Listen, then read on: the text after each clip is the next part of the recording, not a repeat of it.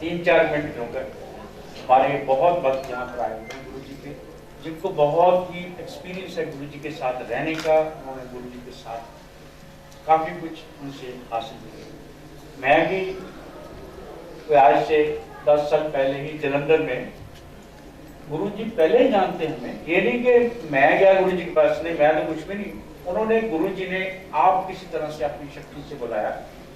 मेरे ब्रदर शेखर चौहान जो सुधा के ब्रदर हैं, वो कनाडा से आए थे जलंधर में हमारे पास। मेरे को कहते कि जीजा जी एक बहुत बड़े महापुरुष आए हैं, तो ऐसे वो सब कुछ जानते हैं। मैं कहने हम तो अभी दर्शन करेंगे।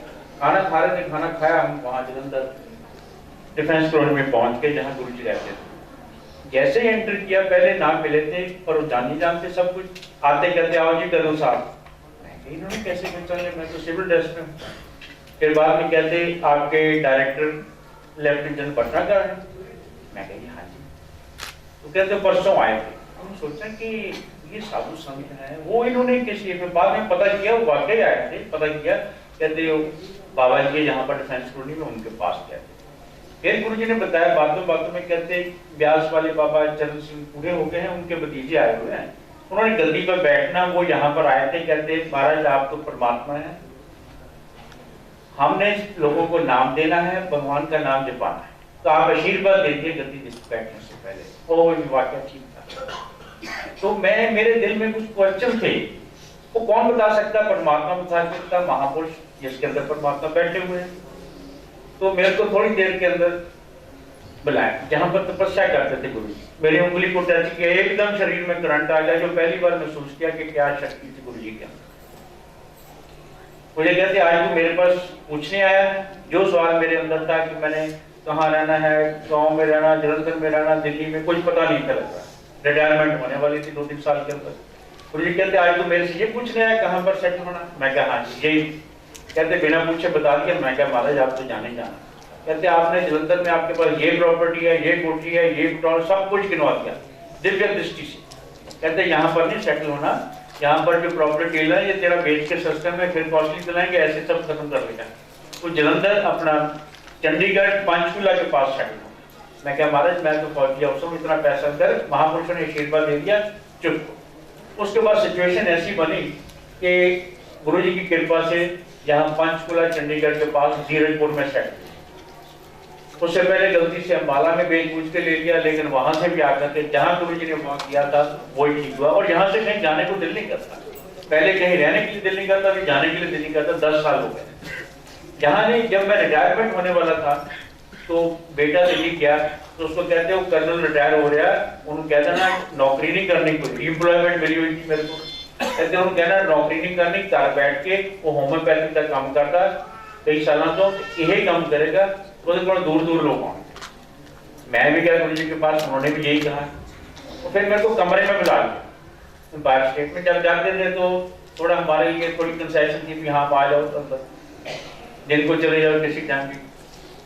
कर्नल जोशी को कहते वो आया हुआ है, कर्नल चौहान बुलाओ मुझे अंदर। मैं कहा कि आज फंस के पता नहीं गुरु जी ने किस लिए बुलाया, तो गलती हो गई। जाते अंदर होम्योपैथी की 4-5 शीशियां रखी थी जर्मन की। कहते तुम पे दे काम करना। मैं क्या मारे थोड़ी कृपा। कहते ये किस लिए काम आता, थोड़ा बहुत बताया अपनी नॉलेज से। ये 4-5 शीशियां पूछा ये किस लिए। फिर कहते ये जो जर्मन की वो ठीक होती है ना इंडियन दवाइयाँ। मैं क्या गुरु जी जिसको आप ब्लेस कर दें, जिसको हाथ लगा दें, दृष्टि डाल दें, वो ठीक है। फिर हंस पड़े जैसे वो कभी कभी करते थे। फिर कहते ये सब पुरानी हो गई हैं, छिटो बड़े बात अल्लाह हाफिज़ लेफ्ट शार्प कर देता। उस दिन के बाद मेरे पास हजारों पेशेंट आए होंगे जो गुरु जी ने बुलाया ठीक होने के लिए। जहाँ तक कि छोटे मोटे तो है सिस्ट हो जाती हैं, रसौली हो जाती है, वो भी ठीक हो गई। और कैंसर तक, गले की कैंसर, ब्रेस्ट की कैंसर, वो भी पेशेंट की ठीक। इसके अलावा हजारों पेशेंट को मैं बताने लगूँ तो कोई एंड नहीं, गुरु जी ठीक करते हैं। अभी इधर से राजपुरा से एक लड़का आया जो 1 साल से, जिसका एक्सीडेंट हुआ था, हड्डी टूट गई, उसमें रॉड पड़ी थी, उसमें पस निकली थी लगातार 1 साल से, और दिन को सारा दिन 4 बार पट्टी करता था। वो किसी जो गुरु जी ने बुलाना था आया, उसको दवाई दी, उसने 1-2 मिनट दवाई खाई, उसके बाद उसका जख्म सूखने लगा। तो मैं बोला पट्टी उतार दो। पट्टी उतार के बिल्कुल ठीक है, कोई पल्स नहीं निकली। कौन करते हैं? वो कहते हैं जी मैं आपका जान। मैं नहीं, मेरा ये गुरु जी मेरे वो करते हैं, मैं कुछ नहीं करता। अस्थमा पेशेंट वो ठीक नहीं होते हैं, एलोपैथिक से उनको बोलते हैं कि ये आपने इनहेलर लेना। कई पेशेंट आए यहाँ पे चंडीगढ़ से, कुछ दिन पहले 1-2 महीने पहले लेडी आई, उससे पहले कुछ ठीक हुए थे, तो कहते जी मैंने दवाई 1 महीना खाई, डॉक्टर साहब मैं तो आपके पैरों को हाथ लगाना, मैं कभी आज तक इनहेलर छोड़ा, ये भी छोड़ दिया। मैं कहिए गुरु जी हमारे हैं, आप उनको प्रणाम करो, वो करते हैं, आपका जो अस्थमा है उन्होंने ठीक।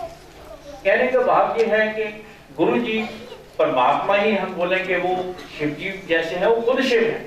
जैसे अंकल ने बताया, मैं तो वो चीजें नहीं, उनको बहुत ज्ञान है बताया उन्होंने, गुरु जी साक्षात ब्रह्मा विष्णु महेश शिव खुद।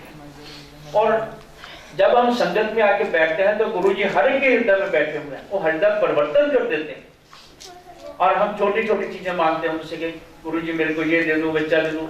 एक बार मैं उनके पास खड़ा था बारिश के साथ, कहते तेनू पता है सारे बैठे हुए हैं, ये सारे मांगते हैं। मैं कहा गुरु जी नहीं, इसमें कहते हैं मंत्री भी हैं, MP है, MLA भी हैं, ये सारे दुनिया की चीजें मांगने आए, जो मैं देना चाहता हूँ अंदर की चीज वो लेने वाला एक भी है। देखो कितने ज्ञान की चीज गुरु जी ने बोली कि ये छोटी छोटी चीजें मांगते हैं, मैंने पता नहीं क्या किया। तो इसके बाद गुरु जी ने बहुत कृपा की। एक बार एक्सीडेंट हुआ, उसमें गुरु जी ने बचाया, गाड़ी पलट गई, खत्म हो गई, लेकिन 5 हम बैठे थे, मैं मिसेज हमारे गेस्ट थे दिल्ली में। गुरु जी की गाड़ी आगे जा रही थी, नंबर 1 जो वहां पर खड़ी है अभी दुगड़ी में। तो गुरु जी को पता था उसने क्या करना, क्या कल्याण करना। पहले सैर कराई गुरु जी ने 1 आधा घंटा वहां पर। फिर जब एक्सीडेंट हुआ उसी टाइम गुरु जी वहां 100 गज आगे थी, गाड़ी वापस आई, एक चक्कर मार के देखा गाड़ी पलटी हुई थी, कुछ नहीं बोले। उतनी देर में गाड़ी को मैंने सीधा करवाया, निकल करके बाहर, सारा पुलिस आई, सब वो 10-15 मिनट में सारी रोड क्लियर हो गई। तो उसके बाद गाड़ी भेजी गुरु जी ने, 5 को गाड़ी में बैठा के वहां बार शेप में गए, 5 बिस्तरे लगाए हुए, 5 गिलास दूध के, हल्दी प्रसाद सब डाला।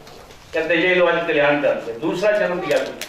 पता नहीं क्या होना था, उस दिन बुलाना था, रात को कई बार उन्होंने लेट बिठा लेना, 2-3 बार लंगर देना, चाय कहना नहीं और लो, उस टाइम हमें नहीं पता चलता।